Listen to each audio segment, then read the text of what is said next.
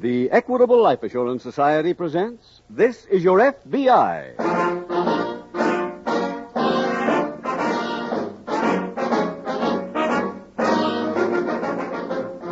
This is Your FBI, the official broadcast from the files of the Federal Bureau of Investigation. Presented transcribed as a public service by the Equitable Life Assurance Society of the United States and the Equitable Society's representative in your community.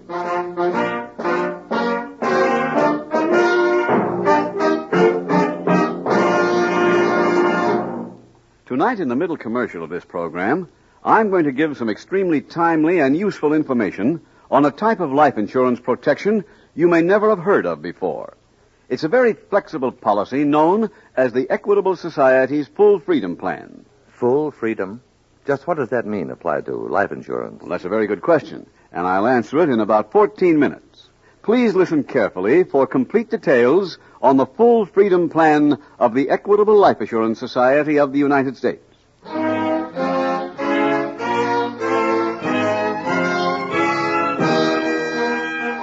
Tonight, the subject of our FBI file, Flight to Avoid Prosecution.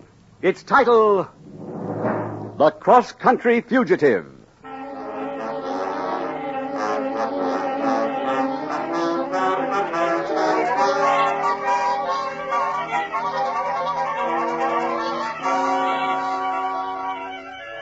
The Federal Bureau of Investigation cooperates with the local and state police everywhere in the nation. The FBI laboratory, for example, makes its facilities available to every accredited law enforcement agency. Thousands upon thousands of reports on the fingerprints of suspects are answered by the FBI Identification Division. Perhaps one of the most important aids your FBI gives local authorities is in locating missing witnesses. Under the law, if a witness in a local criminal case involving a penitentiary offense is served with a subpoena, and evidence is found that the witness has left the state, your FBI has jurisdiction under the law covering unlawful flight to avoid giving testimony. Such cases are actually manhunts, for a person in hiding can flee to any corner of the country, can change his occupation, his appearance, his habits. When all the facts are sufficiently evident, your FBI secures a warrant for that witness's arrest. Then comes the real job, the job of serving that warrant.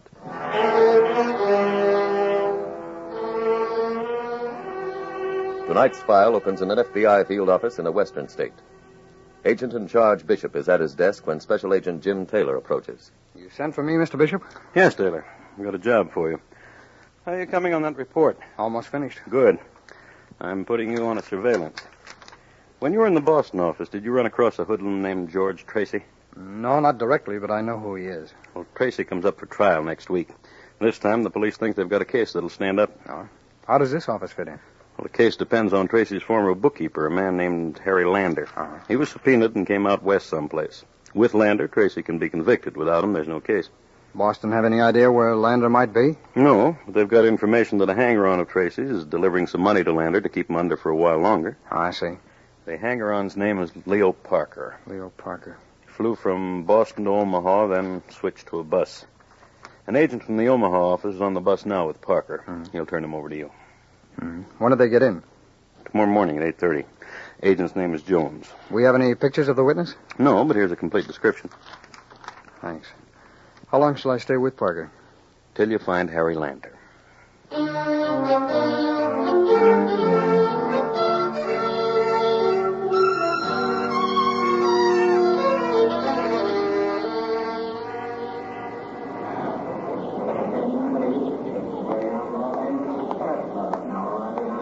Beg your pardon. Talking to me? Yeah, is that the Omaha paper you're carrying? Yes. Oh, may I see it for a minute, please? Yes, of course. Thanks.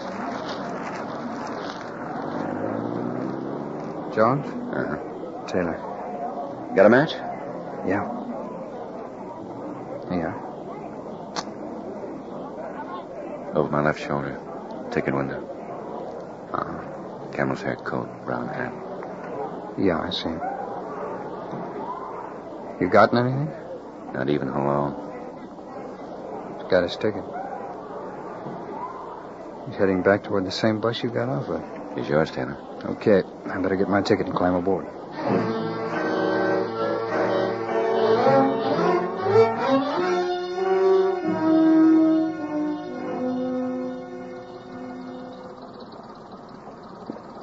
This seat taken? Not if you can sing bass, citizen. I'm afraid not. Yeah, well, come on. Sit down anyway. Join the family. Okay, thanks. Yeah, my name's Ward, Frank Flower Ward. My mother named me Flower because I was born on Decoration Day. I'm with Crenshaw Candy. Best gumdrops this side of the Rockies. Glad to meet you, Mr. Ward. My name's Taylor. How are you? Say, by the way, you know Swanee River? Yeah? Oh, you better hold it. The baby's asleep. Huh? Oh, okay, sure. I'm sorry to keep you from having a good time. Are you kidding? You could have a good time at a cemetery. She'll keep you laughing all day long. Mr. Taylor, meet my fellow passengers here. And yours, this is Miss Irwin. Hi. And the little mother is Mrs. Merrill. How do you do? Hello, Miss Merrill. You know, Swanee River reminds me. I sang it once on a train, and the man in the corner started crying. Oh, no, not that joke. I walked over and I said, pardon me, sir, are you a Southerner? And he shook his head and he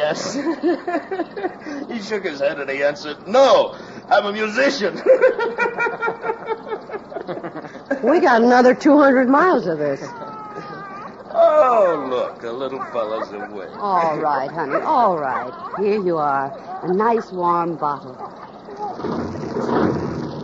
Yeah, here we go.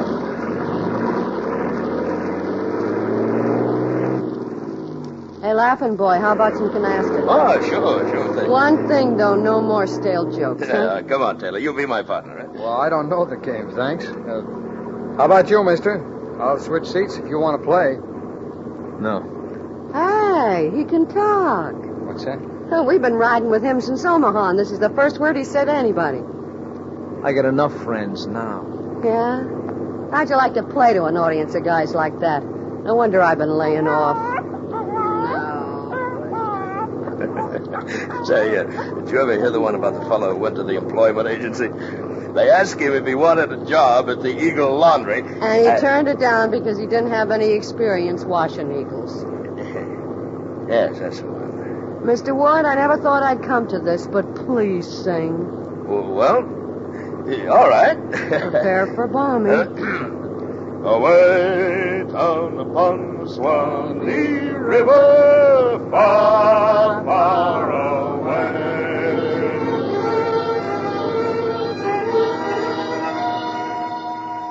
The bus rolled on through the open western countryside.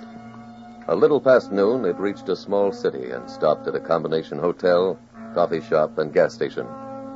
Agent Taylor put in a call for his agent in charge and waited for it to be put through.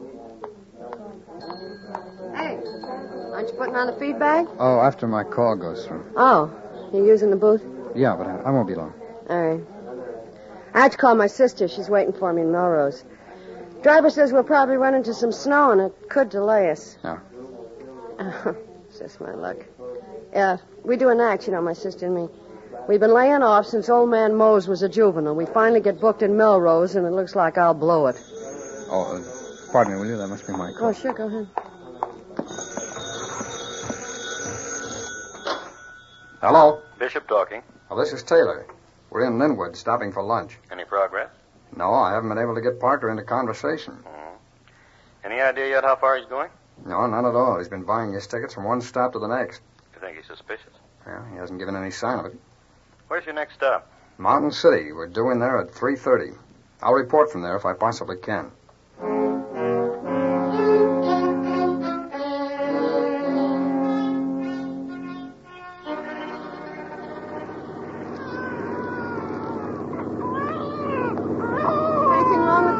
No, he just wants a little attention. Oh, there we are. Come on, honey, don't cry. Smile, Dickie. Just a little smile. Look at him. You'd think he just had one of our gumdrops. I think it's warm enough for me to take off this extra blanket. Here, Dickie, let me take the blanket off. Miss Merrill, can I give you a hand with that? Oh, would you put it on the rack, please? Yes, sir. Thank you. Oh, don't tell me you just remembered another joke. That's right. Where's the emergency door on this thing? I was looking out at the snow out there, and it reminded me that I better get a bottle when we stop next time. What's so funny about that? Well, every time I think of whiskey, I remember a doctor telling my father that if he'd quit drinking, he'd live to be 80. Bob said it's too late. I'm 85 now.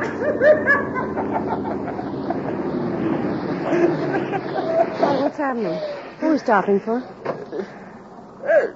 Those men in the road look like policemen, don't they? Yeah, sure do. Well, I'll go see what they want. Hey, don't tell them any jokes or they'll lock us all up. Okay. It's all right. Pardon me. You finished reading that paper? Why? Oh, I was just wondering if it said anything in it about how long this storm would last. Look out the window, you'll find out. Look, mister, we're all in this together. You might as well be pleasant about it. And why? Hey, we're turning around. Oh, what for? Now, the road between here and Mountain City's closed on account of sludge, so they're sending us back to Linwood. Can't do that. Well, they are. I got a date with a guy tonight. I can't bust it. They say the road through the pass is blocked. You mean nothing is getting through? No, we're not. We're heading back to Linwood.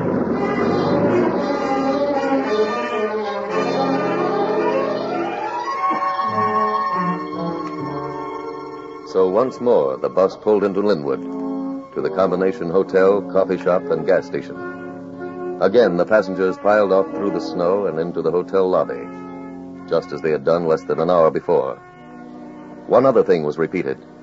Agent Taylor's call to his agent in charge. Hello? Bishop talking. Mr. Bishop, we're back in Linwood. What happened? Slides have blocked the main highway between here and Mountain City. I see. Our subject didn't seem to like it when we had to turn back. Said he had an appointment he had to keep. He mentioned where? No, but he did say the date was tonight. What stops were you scheduled to make before midnight? Hold on, will you, and I'll check the schedule. Right. Here it is. St. Clair, Grand Fork, Right. Valley Junction, Mountain City, and then Melrose. I'll notify the police in those places to be on the lookout for Lander. All right, sir. You had any chance to talk to Parker? Oh, we've exchanged a few words. Mr. Bishop, the way this storm's blowing up, I doubt that he'll keep his date. Then we've got to try to help him. If he's bringing Lander a payoff and doesn't show up, Lander may go so far under nobody will ever find him. You think there's any chance that he'd ever give himself up? I doubt it. He must know he's been held in contempt of court for not answering that subpoena. But even if he comes in voluntarily, he'll probably go to jail. Our job is to arrange for Parker to keep that date. Yes, sir, but how? Well, there may be a way of getting through. I'll tell you what to do, Taylor. Go to police headquarters and contact the chief.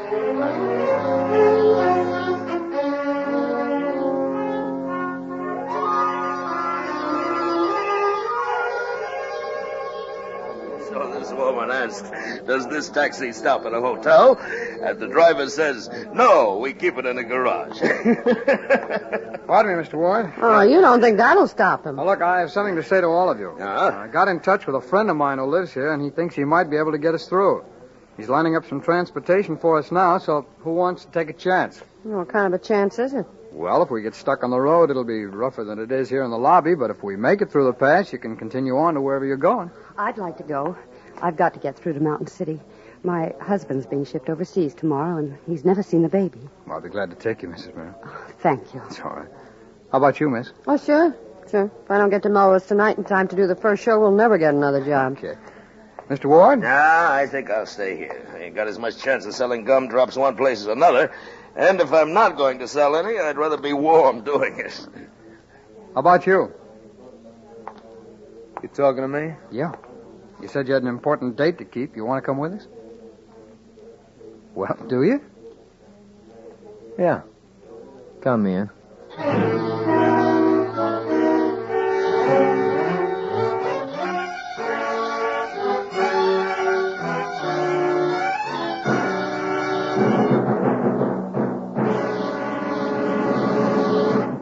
We will return shortly to tonight's case from the official files of the FBI. Now let's briefly consider the Equitable Society's Full Freedom Plan.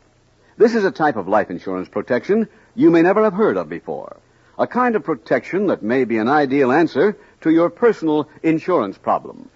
The Equitable Full Freedom Plan differs from policies you're now familiar with in that it does not tie you down. First of all, you have freedom from worry.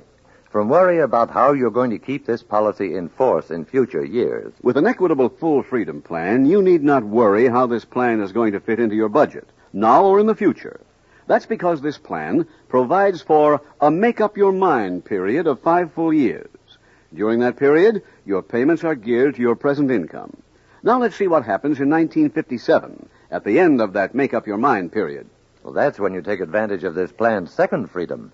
The Equitable Society gives you full freedom of choice. This means that you can convert your plan into any one of a number of attractive Equitable Society life insurance plans. Suppose your income has gone up. Then you may elect to go in for a retirement income for your old age or an education fund for your children. On the other hand, suppose your expenses have increased faster than your salary. In that case, the premium can be reduced about 35%, yet you still have the same face amount of protection. Remember, you have 5 years to make up your mind, and during that entire period, you have the peace of mind that comes from knowing that your loved ones have the life insurance protection they need. That's the best freedom of all of an Equitable Full Freedom Plan. Freedom from worry about what might happen to your family if the breadwinner should die. For the good news on the cost of an Equitable Full Freedom Plan, consult your local telephone directory for the number of your local Equitable Society representative. Or send a postcard care of this station to Equitable. That's EQUITABLE. The Equitable Life Assurance Society of the United States.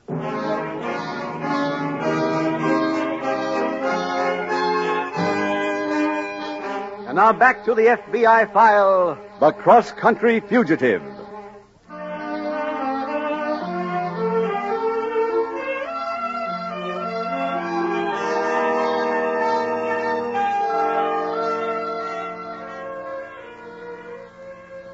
One of the axioms taught school children is that no chain is stronger than its weakest link. That is also true of the chain of law enforcement agencies throughout the country. In this case, for example, you heard an agent in charge tell Special Agent Taylor to go to the local police.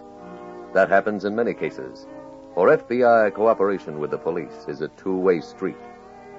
This time, it is the police in a small western city being asked. Next time, it might be the police in your community. If it is, will they be ready to help your FBI protect you?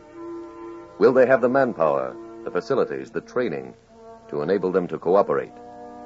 As a citizen, you should know the answer to those questions. Your FBI has learned that the strength of any local law enforcement group is usually in direct proportion to the interest shown by the people of the community. You are not expected personally and individually to make your local police a strong force for protection. But you can help if the situation demands by working with already formed good government organizations in your neighborhood. Do that tomorrow. And by helping to make your city a better place in which to live, you'll be helping not only the entire country, but also yourself.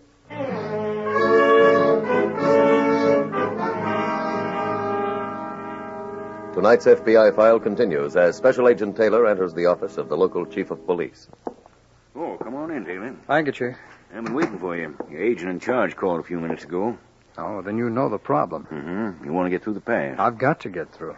You see, I went out on a limb and promised some people that I'd arrange for transportation. Oh? Is there any possible way? Not by car. But there's a farmer lives near here by the name of Caldwell. He's got a horse-drawn sleigh. He might be able to take you. Can you get in touch with him? Yeah, I'll call him. Chief, before you do, there are 5 of us in this group, including 2 women and a baby. I want to make sure there's not going to be any danger to them. Oh, there won't be. If Caldwell does take you, he'll use the back road. They don't have any slides on that. Good.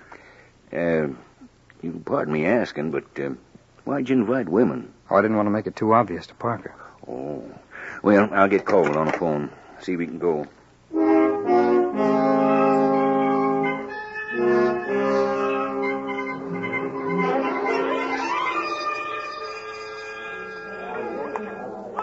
Well, folks, we got our transportation. Hallelujah. This friend I was in the service with found a man with a sleigh. He'll take us through to Mountain City.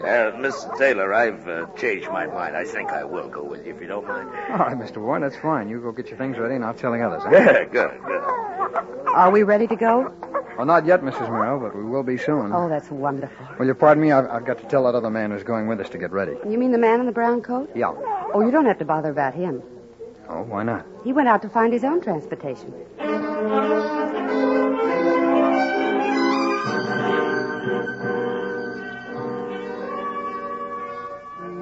This entire investigation hinged on following Parker to his meeting with Harry Lander and seeing to it that he got to that meeting on time. So Agent Taylor went on a hurried search for Parker. First, he visited the local taxi company. Parker had been there and left. The railroad station was next. Parker had been there and left. The next stop was the local airfield. Then began a check of restaurants, diners, saloons. Hey, I've been looking all over town for you. Oh?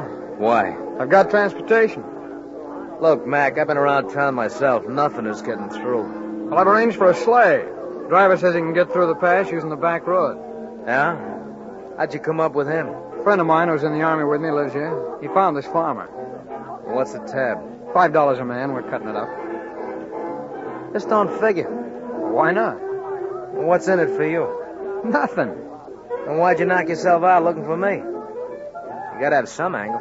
Well, you said you had an important date and you had to get through. Now we got transportation. There's room for you. Why shouldn't I ask you? I wouldn't do it for you. Oh, look, I'm not standing here and pleading with you. The sleigh is ready and we're leaving. You want to come along? Okay.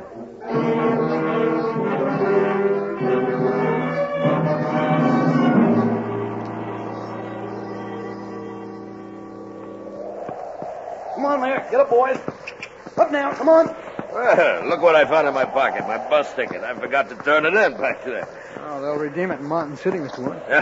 You know, that reminds me of a story about the kid the teacher asked Mr. him. Ward, it's too cold. You know what I mean? Okay. Yeah, Mr. Taylor, what's that driver's name again? Caldwell. Huh? You call me? Oh, no, Mr. Caldwell. This gentleman here just wanted to know your name. Yeah, it's just part of my business. I try to know everybody's name. Oh. Listen now.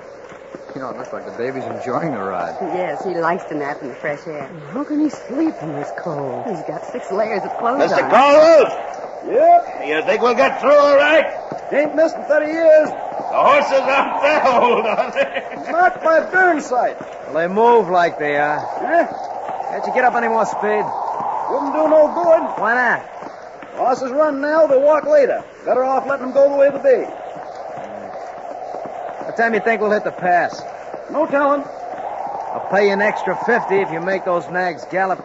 Well, I'd sure like to oblige. Why don't you use a whip? That'd hurt the horses. And they wouldn't be getting the extra money, I would.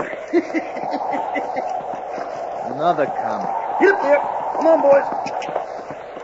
Say, Mr. Caldwell, Yep. how far in this direction can a car come from Mountain City? Just other side of the pass. Well, if we could phone ahead and have a car meet us, we'd save a lot of time. Are there any telephones between here and the pass? 2 or 3. What's the first one we come to? First Miller's Farm. A mile or so up the road. Well, if you'll stop there, I'll phone ahead and try to make arrangements.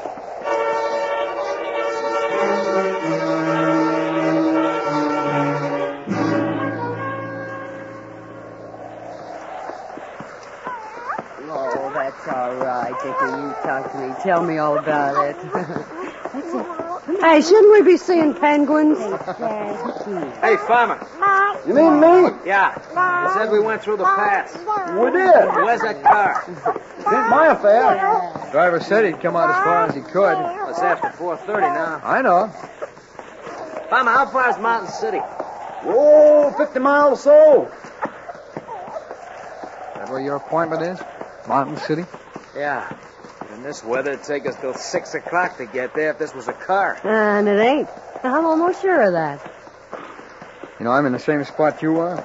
My date's at 6 o'clock in Mountain City, too. Mr. Taylor. Yo! Look yonder. Hey, a taxi. Yeah, it's ours. It's almost 4:45. We might still make it.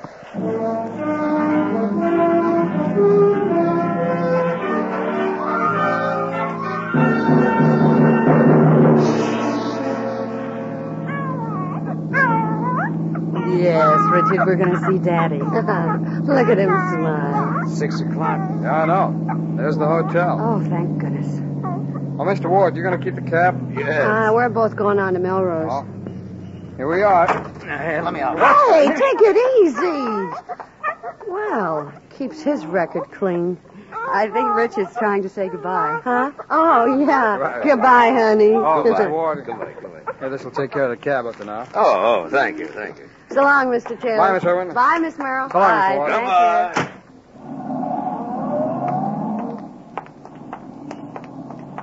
you. You meeting your husband here at the hotel? In the coffee shop. He said he'd wait for us if he had to drink the place dry. Go ahead. Thank you. There's the coffee shop. Well, Mrs. Merrill, I'll have to say goodbye. I see my party. Bye, Mr. Taylor. Hello, Parker. See, you met your friend. I thought you had a date with somebody. I did. Well, look, I'm kind of busy. You don't understand. We both had a date with this same man. You are Mr. Lander, aren't you? Well, why are you? I'm a special agent of the FBI, Mr. Lander. This is a warrant for your arrest.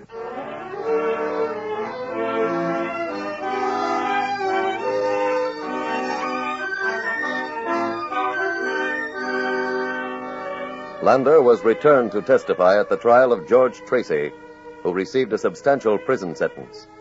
Lander also received a prison sentence.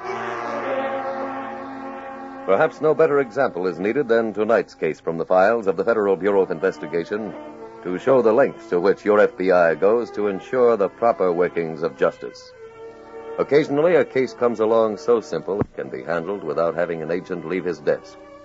However, on most files, a special agent needs and uses the tools of his profession: training, experience, hard work, and common sense.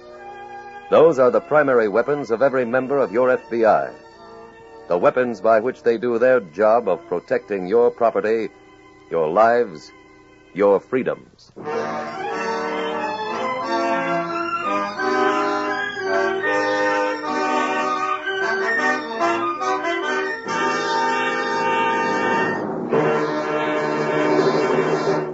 Now a quick review of the Equitable Full Freedom Plan. This plan will have special appeal for two types of people. First, husbands who want more life insurance protection for their families, but who expect income changes in the next few years.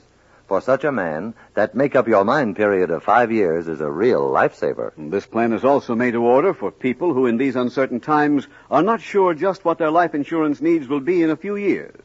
For complete information, consult your local telephone directory for the number of your local Equitable Society representative.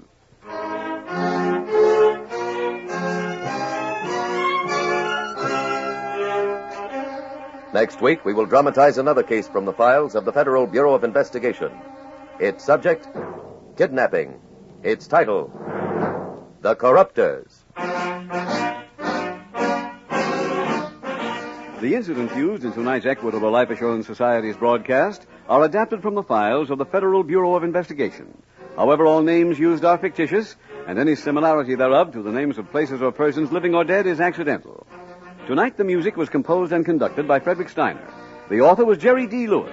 Your narrator was William Woodson, and Special Agent Taylor was played by Stacey Harris. Others in the cast were Anthony Barrett, B. Benaderet, Colleen Collins, Bill Conrad, Bill Johnstone, Lou Merrill, Vernon Rich, and Sarah Spencer. This Is Your FBI is a Jerry Devine production. This is Larry Keating speaking for the Equitable Life Assurance Society of the United States and the Equitable Society's representative in your community, and inviting you to tune in again next week at this same time when the Equitable Life Assurance Society will bring you another thrilling transcribed story from the files of the Federal Bureau of Investigation. The Corruptors on This Is Your FBI. Stay tuned for the adventures of Ozzie and Harriet. There's fun for the whole family when Ozzie and Harriet come your way next. This program came to you from Hollywood.